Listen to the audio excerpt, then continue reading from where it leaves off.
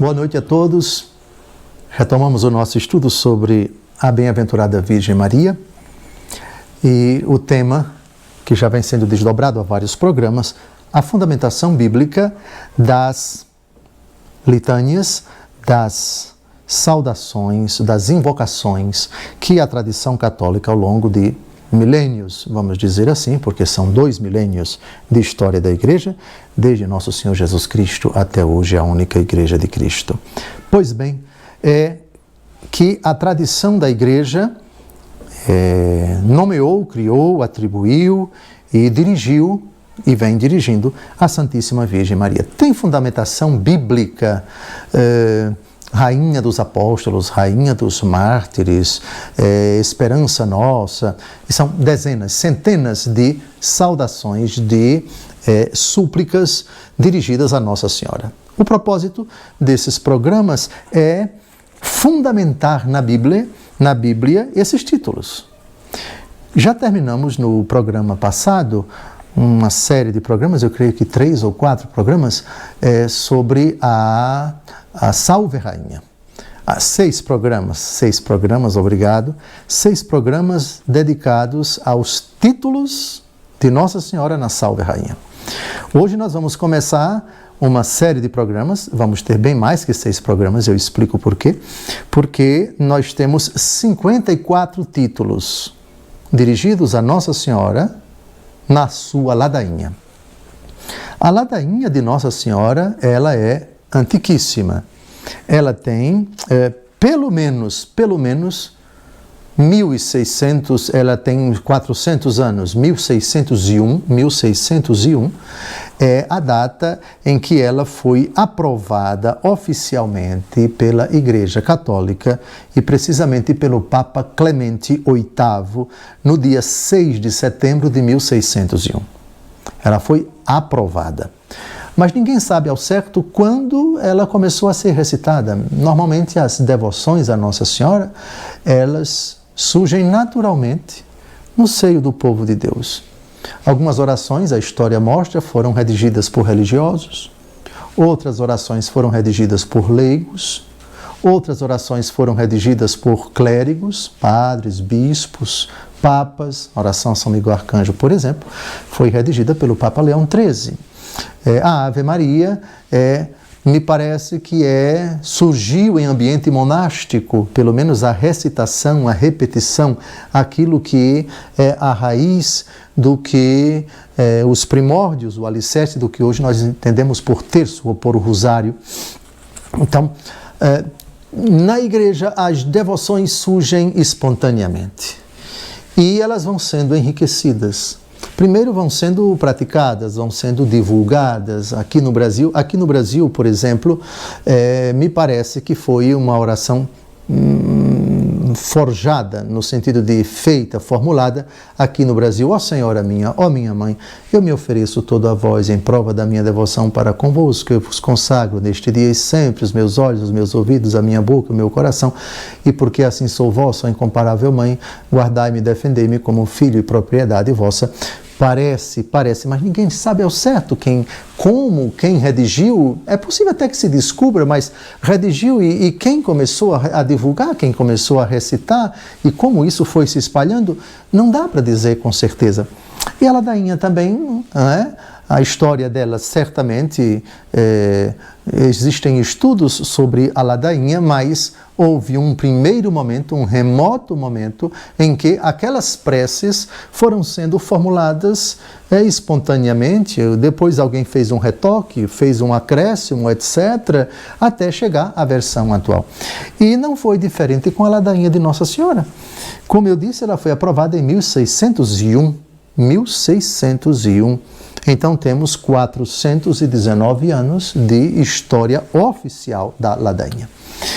E alguns títulos da ladainha, ao longo desses 4 séculos, foram acrescentados. Isso é uma informação muito importante, porque há determinados grupos dentro da igreja, e aqui eu quero dizer que isso não procede, há determinados grupos que não gostam do Papa Francisco e dizem que porque ele acrescentou 3 novas invocações na ladainha, eu não rezo essas invocações porque a ladainha é imutável, a ladainha não pode ser acrescida, etc. Está errado. A gente vai ver daqui a pouco que, aliás, eu já digo agora que a expressão rainha concebida sem pecado, ela só foi colocada na ladainha em 1854. Quem lembra que ano é esse? Quem lembra? O ano da proclamação do dogma da Imaculada Conceição, do Beato Papa Pio IX. Pio IX foi quem proclamou o dogma da Imaculada Conceição, que nós celebramos no dia 8 de dezembro. Então, por ocasião da proclamação do dogma, o Beato Papa Pio IX determinou que fosse incluído esse título, Rainha Concebida Sem Pecado, 1854. Mãe do Bom Conselho, está na ladainha, mas só entrou em 1903. 1903 me parece que era São Pio X. São Pio X. Muito bem. Rainha da Paz. Rainha da Paz em 1917. Adivinhem qual foi o último ano da Primeira Guerra Mundial? Adivinhem qual foi o ano em que a bem-aventurada Virgem Maria apareceu aos pastorinhos em Fátima? 1917. Rainha da Paz. E aqui eu já vou pedir também aqui as minhas fontes que procurem. Me parece que 1917 é Bento XV. Bento XV é o Papa do final da Primeira Guerra Mundial. Mas me dê uma resposta, por favor, sobre quem era o Papa. 1854, com certeza, é Beato Pio IX. 1903, tenho quase certeza que é São Pio X. São Pio X procede, olha, está vendo que são os meus agentes secretos que estão aqui passando ali para eu não passar um mico. E 1917, Bento XV? Acertei, a minha memória, eu estou ficando broco, mas doido não, broco sim. Rainha Assunta ao Céu. Rainha Assunta ao Céu entrou em 1950. Adivinhem qual foi o dogma proclamado em 1950? Pelo Papa Pio XII. Pio XII, o grande Papa venerável, não é? O processo de beatificação dele está em andamento. Em 1950, qual foi o dogma que Papa Pio XII proclamou? Da Assunção de Nossa Senhora. Outra, em 1964, Papa Paulo VI, hoje São Paulo VI, procure de novo, meu filho, mas estava em pleno andamento do concílio, havia morrido São João XXIII e São Paulo VI estava à frente da igreja, presidindo o concílio. E Papa São Paulo VI determinou que entrasse o título Mãe da Igreja. Mãe da Igreja. Depois, São João Paulo II, em 1995, determinou que entrasse um outro título, Rainha da Família. Vocês sabem que Beato São João Paulo II tinha um carinho muito grande pela família. Aliás, as Jornadas Mundiais da Família, lembram? Parece que ele veio a uma Jornada Mundial da Família, uma ou duas, eu não sei, no Rio de Janeiro, pelo menos uma, ele veio. E em 1995, eu tinha 4 anos de padre, entrou na ladainha Rainha da Família. E finalmente, em junho de 2020, estamos agora gravando no último dia de outubro. Então, alguns meses atrás, Papa Francisco determinou que fossem incluídos 3 títulos: Mãe de Misericórdia, Mãe da Esperança e Conforto dos Migrantes. Então, por favor, não procede essa história de dizer que eu só rezo a ladainha antiga, porque a ladainha não se mexe. Não, a ladainha foi feita por seres humanos. Se mexe sim. E por razões até muito nobres. Vejam, Rainha Concebida Sem Pecado. Só entrou em 1854, por ocasião do dogma da Imaculada. Mãe do Bom Conselho, São Pio X. Rainha da Paz, Bento XV. Rainha Assunta ao Céu, Beato e Venerável Pio XII. Mãe da Igreja, São Paulo VI. Rainha da Família, São João Paulo II. E agora, Papa Francisco, Mãe de Misericórdia, Mãe da Esperança e Conforto dos Migrantes. Isso é somente para mostrar que existe uma dinamicidade das devoções e realmente os papas têm autoridade. No meu entendimento, todos esses títulos são muito sugestivos, são muito indicativos, são muito pedagógicos também, e são muito chamativos no bom sentido para aperfeiçoar, para despertar a nossa devoção à Nossa Senhora sob certos títulos, isto é, ela que protege a família, que protege os migrantes, que protege que é qualificada como rainha concebida sem pecado, etc, etc. Vocês lembram que São João Paulo II introduziu uma novidade? Alguns ficaram chocados. Eu não fiquei chocado e creio que a quase totalidade do orbe católico não ficou chocada. Quando São João Paulo II introduziu os mistérios luminosos. Até então, os mistérios do terço eram mistérios gozosos, dolorosos e gloriosos. Agora nós temos mistérios gozosos, luminosos, dolorosos e gloriosos, divididos ao longo da semana. Não há nenhum problema, até porque os mistérios luminosos, eles contemplam acontecimentos da vida de Jesus. Então, você tem o batismo de Jesus nas águas do Jordão, primeiro mistério luminoso. Depois você tem o milagre das bodas de Caná, segundo mistério. Depois o terceiro mistério, o anúncio do Evangelho e a conversão. Convertei-vos e crede no Evangelho. Isso está no início do Evangelho segundo Marcos. O quarto mistério, a transfiguração de Jesus no monte, que a tradição chama de Tabor. E o quinto mistério, a instituição da Eucaristia. Está tudo fundamentado, como os mistérios gozosos também, como os gloriosos também, como os dolorosos também. Ah, mas um Papa não pode fazer isso. Pode. Ora essa. Claro que pode. Tanto é que agora não se pode mais falar de terço. Não se fala mais de terço, agora já é o quarto. Porque você tem que dividir as 150 rosas do rosário. O rosário são 150. Você tem que dividir os 150 por 4. Antes você dividia 150 por 3. Então dava 50, 50 e 50. Agora você tem que dividir os 150 por 4, porque não é mais terço, mas é quarto. Claro que na mente das pessoas, vamos rezar o terço, mas se você reza o terço ao longo da semana, não é o terço, é o quarto. De São João Paulo II para cá, entenderam? Então, a dinamicidade das devoções, isto é, a forma como o magistério da Igreja, sobretudo aqui, praticamente somente os papas, incluem, isso não altera absolutamente a nossa fé. Pelo contrário, a fortalece, no meu entendimento. Então vamos agora à ladainha de Nossa Senhora, hoje ela aprovada. São 54 títulos dirigidos a Nossa Senhora. Até São João Paulo II eram 51. A partir de julho desse ano, são 54. Senhor, tem de piedade de nós. Cristo, tem de piedade de nós. Senhor, tem de piedade de nós. Cristo, ouvi-nos. Cristo, atendei-nos. Deus Pai do céu, tem de piedade de nós. Deus Filho Redentor do mundo, tem de piedade de nós. Deus Espírito Santo, tem de piedade de nós. Santíssima Trindade, que sois um só Deus, tem de piedade de nós. Santa Maria, rogai por nós.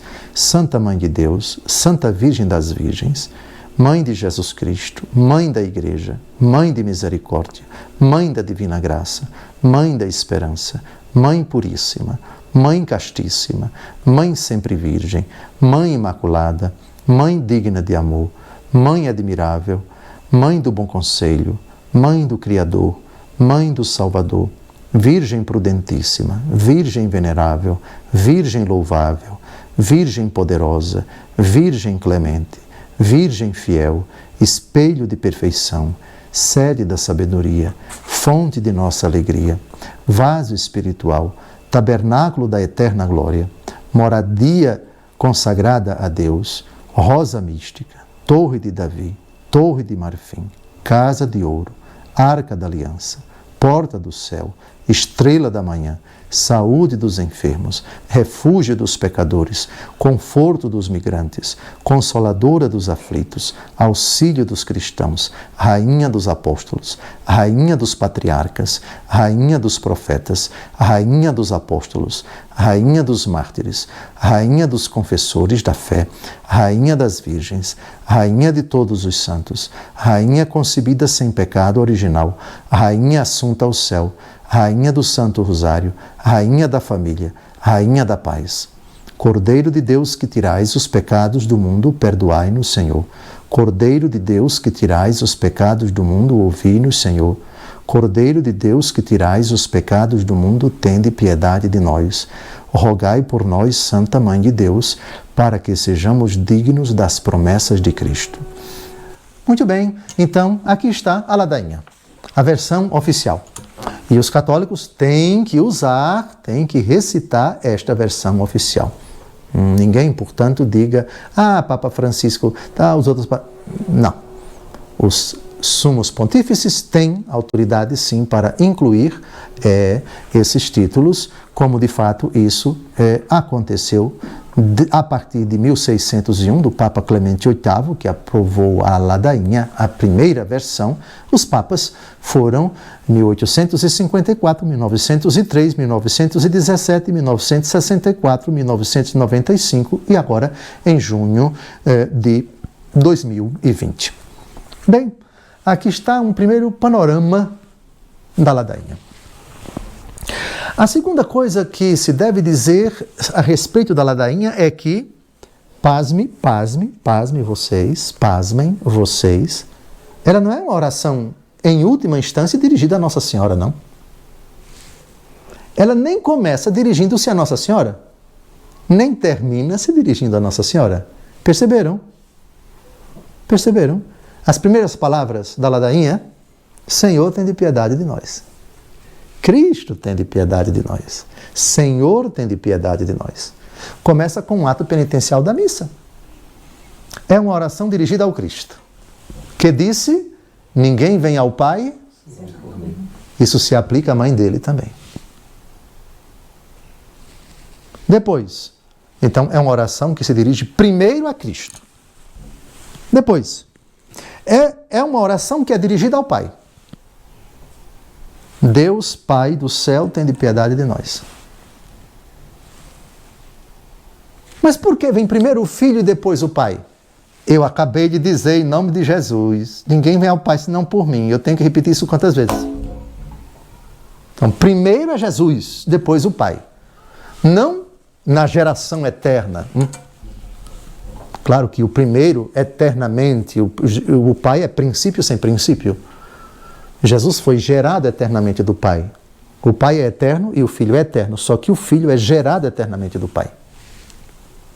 Mas na ordem da história da salvação, ninguém vem ao Pai senão por mim. Portanto, para chegarmos ao Pai, temos que nos dirigir ao Filho. Ficou claro? Por isso que qualquer ladainha, Senhor, tende piedade de nós, a ladainha de todos os santos. Amanhã, estamos gravando no dia 31 de outubro, amanhã, quer dizer, pôr do sol agora já é liturgicamente solenidade de todos os santos. A ladainha de todos os santos começa desse mesmo jeito. Todas as ladainhas começam desse mesmo jeito. É uma ladainha trinitária.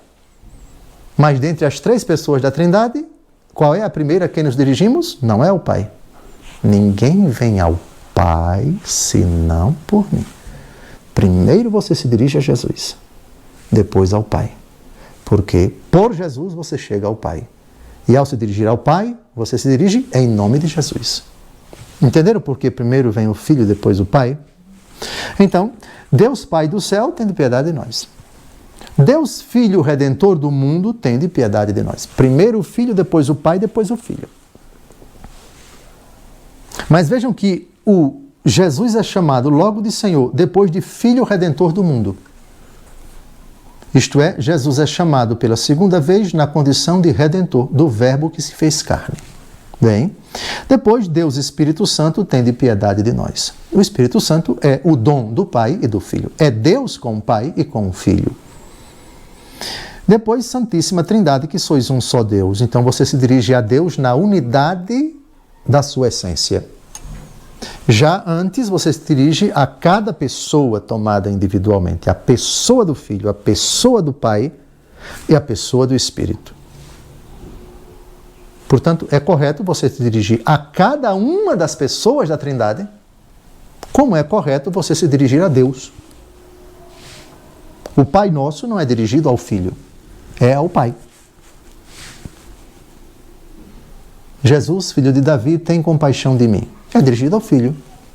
Espírito dos quatro ventos vem, como diz o profeta, é dirigido ao Espírito. Mas Deus, ó Deus bondoso, ó Deus onipotente, ó Deus amável, você está se dirigindo à Santíssima Trindade. Então, é corretíssimo você se dirigir a cada uma das pessoas da Trindade, como é corretíssimo você se dirigir à Trindade, a Deus na unidade de sua essência. E uma prece supõe todas as outras. A segunda observação que se deve fazer é a seguinte, que a ladainha é uma repetição de uma palavra que, atenção aqui, olhe, eu vou pedir a vocês. Se eu encontrar algum católico que diga que na Igreja Católica tem mantra, eu só não dou um chute na canela, porque é pecado e pode ser crime. Mas a vontade que dá é de puxar na orelha e dizer, você tenha juízo, e nunca use essa expressão mantra, que não é uma expressão católica. Respeitamos quem usa e qualquer religião que usa. Mas mantra não é categoria no mantra. Repete, faz aqueles movimentos psicológicos ou do corpo, aqueles...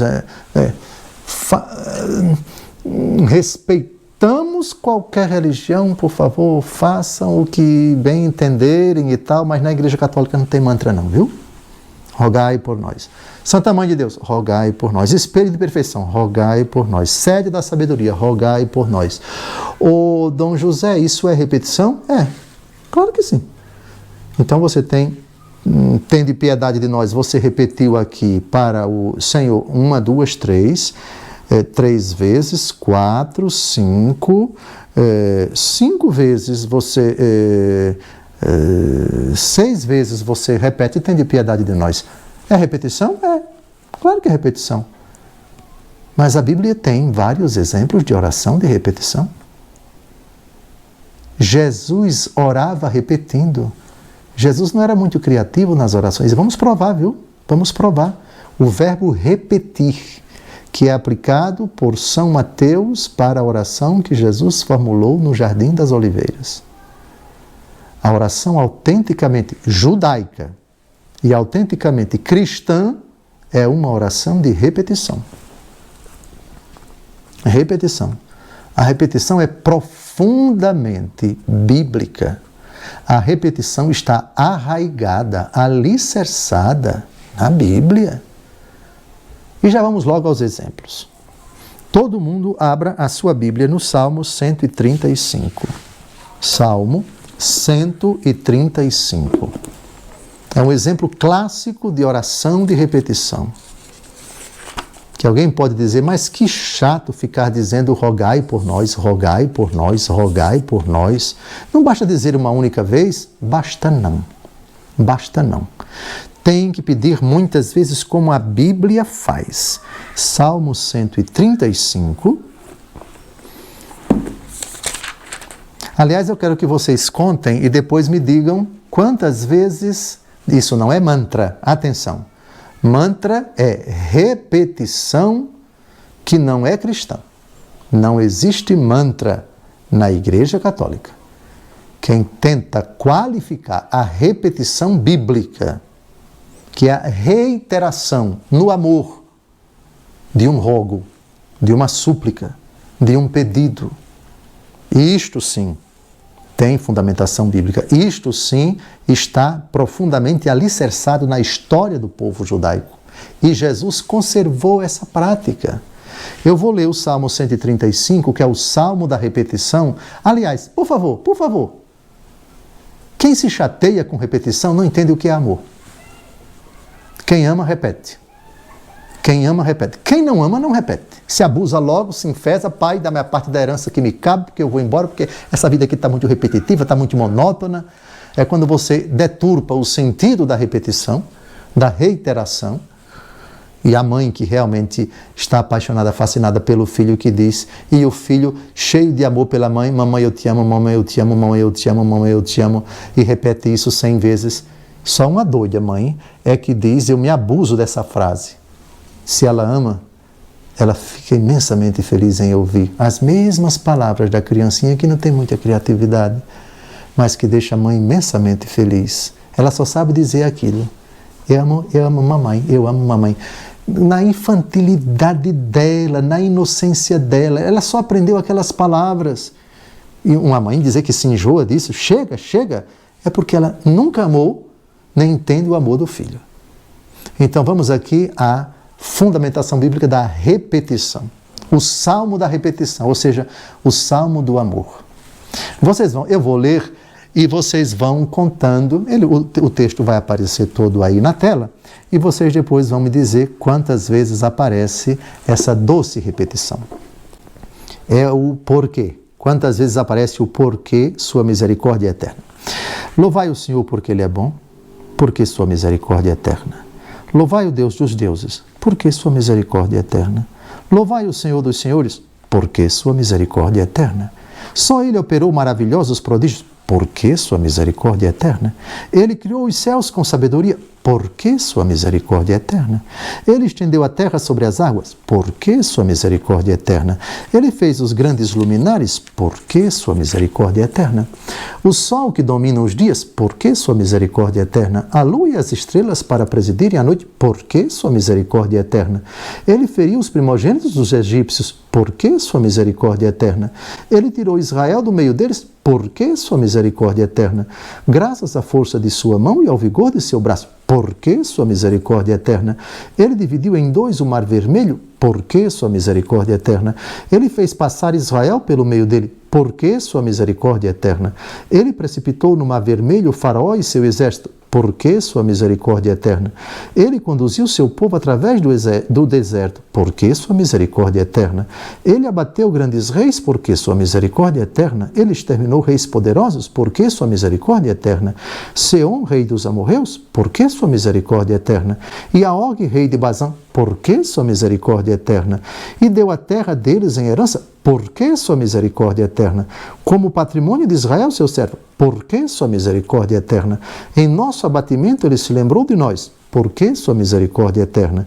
Ele nos livrou dos nossos inimigos, porque sua misericórdia é eterna. Ele dá alimento a todos os seres vivos, porque sua misericórdia é eterna. Louvai o Deus do céu, porque sua misericórdia é eterna. Judaísmo e cristianismo. Repetição, que não é mantra. Quantas vezes? 26. Eu achei 27. 26 ou 27? Não há unanimidade aqui entre os meus assessores especializados. Vejam. O chato, o antipático, a pessoa que não entende, que não tem as raízes da fé, achariam essa oração repetitiva. Para que repetir tantas vezes? Porque sua misericórdia é eterna. Mas no amor tudo fica bem explicado. O amor tem, o que é que tem? Eu quero repetir, eu quero reforçar, eu quero consolidar, eu quero reiterar, eu quero explicitar. Pegue os verbos que você quiser no dicionário e simplesmente você tem essa ideia simples. Eu estou dando um testemunho de fé. Eu estou louvando a Deus pelo que Ele é e pelo que Ele fez, não porque eu mereço, mas porque sua misericórdia é eterna. O motivo do fato de Deus ter realizado prodígios é porque Ele é bom, não é porque nós merecemos. Então isso é uma lição até de cura da nossa fé, isso é uma forma de curar a nossa fé, dessa pretensão de dizer, Deus me deu porque eu sou bom. Deus me deu porque eu fui bonzinho, porque eu não cometi pecados, porque eu estudei muito, eu fui aprovado porque eu estudei. Não, a razão de Deus ter dado o presente para você, o porquê não está em você, não está na criatura, porque sua misericórdia é eterna. Deus perdoou você? Não é porque você se arrependeu, porque Ele é bom. O arrependimento fez com que você merecesse aquilo que em absoluto você jamais mereceria. É merecimento de graça, não é de justiça. Aquele que está sinceramente arrependido merece o perdão de Deus, mas porque Deus é bom. Deus que não deu, e de fato nós não temos, 1 Coríntios capítulo 4, versículo 7, o que tens que não tenhas recebido? Repare essa frase. Então, se eu mereço alguma coisa, foi porque Deus, que em absoluto é o único que merece, deu-me a graça de eu merecer. Então, é mérito de graça, não é mérito de justiça. Em absoluto, ninguém tem mérito de justiça diante de Deus, portanto, ninguém reivindica nada. Voltando aqui à questão da repetição do Salmo 135. O porquê sua misericórdia é eterna, repetida essa frase 26 ou 27 vezes, 26 vezes, não tem nada de cansativo, não tem nada de monótono, não tem nada de repetitivo. Portanto, sim, é materialmente uma repetição, mas uma repetição que cura, uma repetição que traz alegria para o nosso coração, uma repetição que impregna, quer queira, quer não. O porquê? Por que é que você está agradecendo a Deus? Porque Ele é bom. Não, me sem ação de graças a Deus, porque Ele é bom. E tão bom Ele é que me concedeu a graça de ser curado, de quitar o meu débito, de meu filho ter sido aprovado, de uma pessoa ter conseguido uma graça, um livramento, uma cura, uma libertação. Tá claro? Repare que lição. Quando você reitera, quando você fala muitas vezes uma coisa, isso padroniza, por assim dizer. Vamos dizer, educa, forma a pessoa, repetindo muitas vezes uma determinada frase. Vamos agora a Isaías capítulo 6, versículo de 1 a 3. Os anjos também repetem. Os homens repetem, os anjos repetem, Jesus repete, os santos repetem no céu e nós repetimos na terra. Olha que bonito, viu? Repare que bonito. Olha a ordem daquilo que eu estou expondo. Tem uma lógica. Então, os judeus repetem, os anjos repetem, Jesus repete, os santos no céu repetem e nós aqui na terra, por causa de tudo isso, repetimos nas nossas orações. Orações repetitivas. Não repetitivas no baixo sentido, no sentido deturpado, no sentido, enfim, não. Orações que contém repetições. Essa é a tradicional oração hebraica, a tradicional oração judaica, a tradicional oração cristã. Rogai por nós, rogai por nós, rogai por nós. A mesma pessoa, 54 vezes, como vamos ver na ladainha. Então vamos agora a Isaías capítulo 6, versículos de 1 a 3. Agora, os anjos que se revezam e repetem o mesmo louvor diante de Deus. Os anjos. E essa oração é tão importante, a oração que os anjos repetem, que ela entrou na missa. Ela entrou na missa. Quando nós dizemos Santo, Santo, Santo, Senhor Deus do Universo, o céu e a terra proclamam a vossa glória, hosana nas alturas, bendito que vem em nome do Senhor, hosana nas alturas, as primeiras palavras dessa oração são as palavras pronunciadas pelos anjos. É o que eles pronunciam no céu constantemente. E ninguém se cansa, viu? Os anjos não se cansam de repetir, porque a oração deles é repetida. Vamos então a Isaías capítulo 6, de 1 a 3. No ano da morte do rei Osias, eu vi o Senhor sentado num trono muito elevado, as franjas de seu manto enchiam o templo. Os serafins se mantinham junto dele. Cada um deles tinha 6 asas, com um par de asas velavam a face, com outro cobriam os pés e com o terceiro voavam. Suas vozes se revezavam, atenção, vejam o que acontece no céu, e diziam, Santo, Santo, Santo, é o Senhor Deus do Universo. A terra inteira proclama a sua glória. Então ninguém venha com essa de dizer que oração repetida não é bíblica. Vai tomar banho, esfriar a cabeça e criar juízo. E se converter à Escritura, meu amigo, você está mais do que desinformado. Mas tem mais. Tem muito mais. Agora vamos Jesus rezando. Eu já disse e insisto, as orações de Jesus, com exceção de João capítulo 17, que é a oração sacerdotal dele, a oração na véspera da morte, que é longa, é todo um capítulo. O capítulo 17 é longo, né? A oração sacerdotal de Jesus, que ele pronunciou no cenáculo antes de sair para o Jardim das Oliveiras, onde foi preso e depois passou a noite preso e no outro dia foi julgado e morto, na Sexta-feira Santa. Jesus não é muito criativo nas orações, não. As orações de Jesus são curtas, breves. E aqui a gente vai ver oração repetida. Oração pequenininha, mas com muita intensidade. Jesus repetia as orações. As orações que nós vemos, lembram diante do túmulo de Lázaro? Pai, dou-vos graças porque sempre ouvis a minha oração e vos peço diante deles para que eles creiam e assim por diante. Não foi rápida. Eu te louvo, ó Pai, Senhor do céu e da terra, porque escondeste essas coisas aos sábios e entendidos e as ocultaste e as revelaste aos pequeninos. Sim, Pai, porque assim foi do vosso agrado, etc. Oração pequena. A oração de bênção dos pães e dos peixes antes de multiplicá-los. Orações pequenas. Agora vamos a Jesus repetindo as orações. A prova de que ele usava poucas palavras e as repetia. Fazia aqui uma vez, daqui a 1 minuto ou 2 repetia, daqui a 2 repetia. Olha que coisa bonita, que escola de oração. Vamos ao texto, Mateus capítulo 26, de 39 a 44.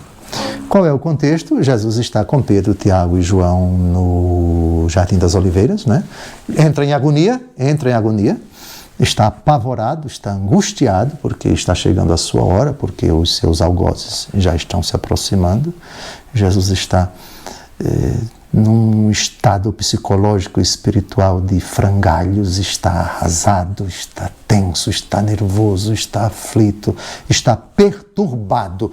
Minha alma está aflita até a morte, o que é um desabafo desesperador. É de fazer pena a situação de nosso Salvador. Pois bem, aliás, já vamos começar no versículo 38, que ilustra bem com as palavras do próprio Jesus como ele se encontra. Disse-lhes então, minha alma está triste até a morte, ficai aqui e vigiai comigo. Adiantou-se um pouco e prostrando-se com a face por terra, assim rezou. Meu Pai, se é possível, afasta de mim este cálice. Todavia não se faça o que eu quero, mas sim o que tu queres. Esta foi a oração. Atenção, vamos agora mais para frente. Foi ter então com os discípulos e os encontrou dormindo e disse a Pedro, então não pudestes vigiar 1 hora comigo? Vigiai e orai para que não entreis em tentação. O espírito está pronto, mas a carne é fraca. Afastou-se pela 2ª vez e orou, dizendo, mesmas palavras, meu Pai, se não é possível que este cálice passe sem que eu beba, faça-se a tua vontade. Voltou ainda e os encontrou novamente dormindo, porque seus olhos estavam pesados. Deixou-os e foi orar pela 3ª vez, dizendo as mesmas palavras. Etc, etc, etc, etc. O que interessa está no versículo 44. Pronto. Nosso Salvador repetia palavras. Não há problema nenhum em repetir, rogai por nós, rogai por nós, rogai por nós, rogai por nós, rogai por nós. Porque Jesus fazia assim. Muito bem. Dito isso, vamos agora aos santos no céu, representados pelos 4 animais. Apocalipse capítulo 4, versículo 8. Como é que os santos rezam no céu? Como é que se reza no céu? É com palavras sempre novas ou com palavras repetidas? Muito bem. O céu também é o nosso modelo, é o grande modelo, a Jerusalém celeste. Vamos a Apocalipse, capítulo 4, versículo 8.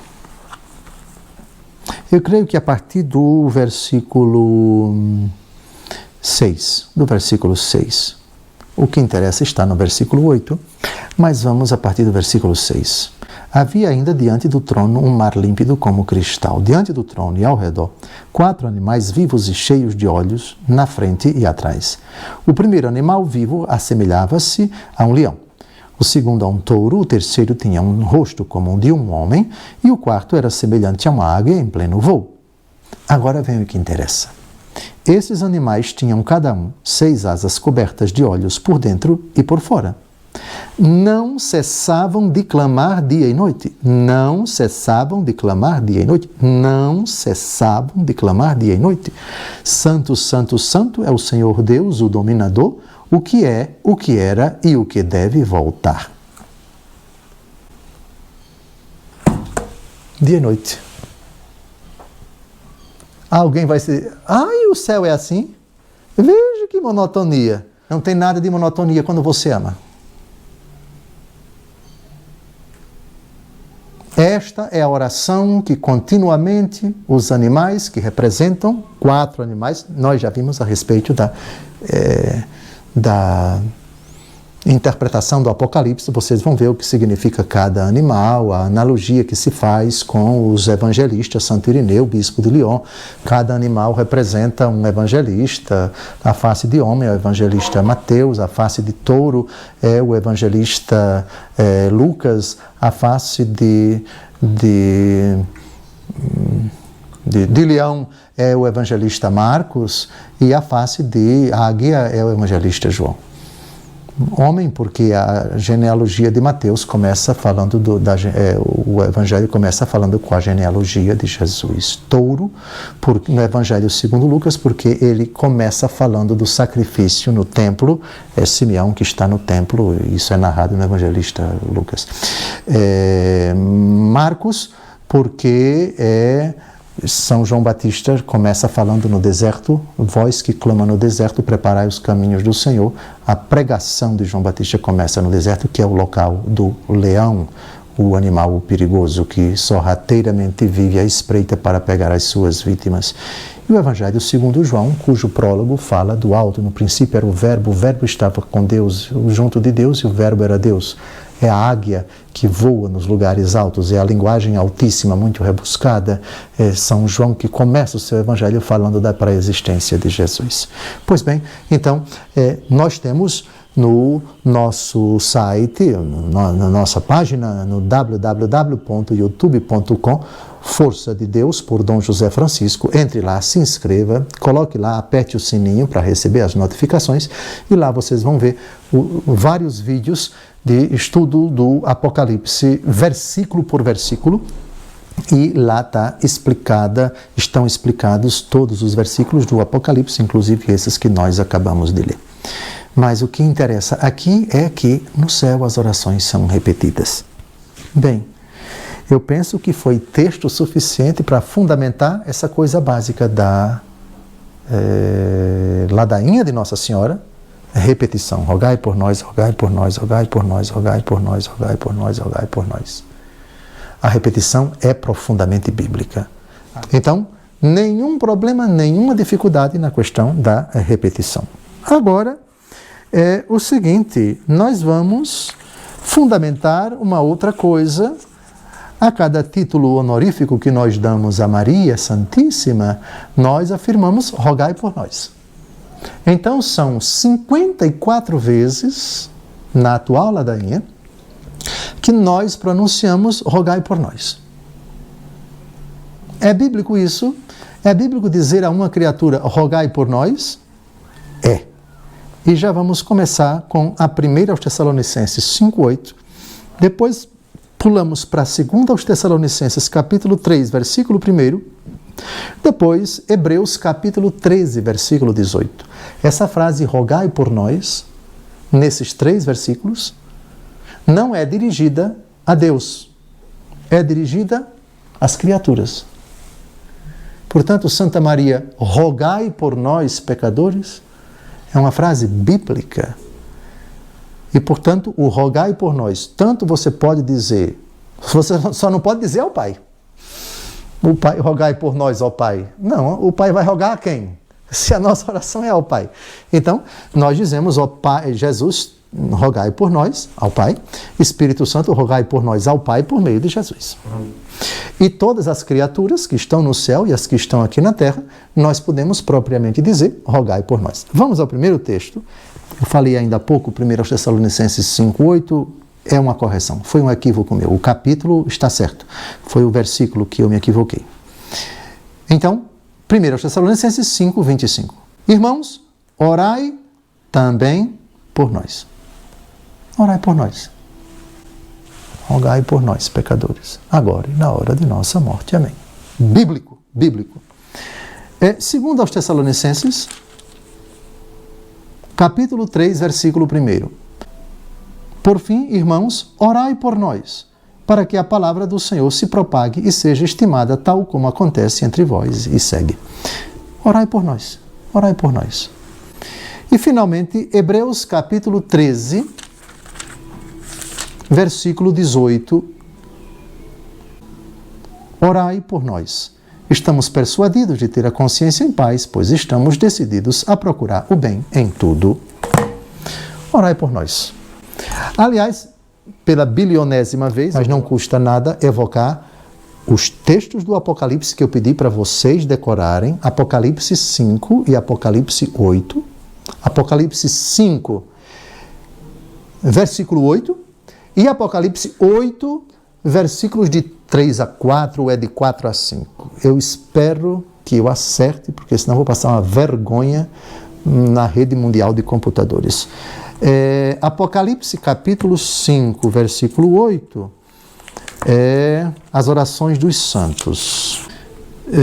Quando recebeu o livro, os 4 animais e os 24 anciãos prostraram-se diante do Cordeiro, tendo cada um uma cítara e taças de ouro cheias de perfume, que são as orações dos santos.